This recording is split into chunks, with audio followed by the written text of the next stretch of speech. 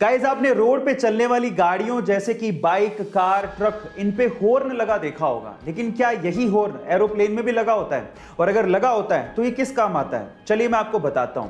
Actually road पे चलने वाली गाड़ियों के जैसे ही हवा में उड़ने वाले एरोप्लेन में भी हॉर्न लगा होता है, लेकिन ये पक्षियों को भगाने या डराने के काम नहीं आता और ना ही ये दूसरे एरोप्लेन को रास्ता देने के लिए कहने के काम आता है, बल्कि ये हॉर्न ग्राउंड स्टाफ और ग्राउंड इंजीनियर से संपर्क साधने को काम आता है। और साथ ही साथ अगर कोई प्रॉब्लम हो जाए तो इस हॉर्न का ग्राउंड पे इस्तेमाल किया जाता है, ना कि हवा में। गाइस, ये इंफॉर्मेशन आपको कैसी लगी चैट सेक्शन में जरूर लिखिएगा और ऐसी अमेजिंग वीडियोस के लिए यूट्यूब पे हमारे चैनल को सब्सक्राइब कर लीजिएगा।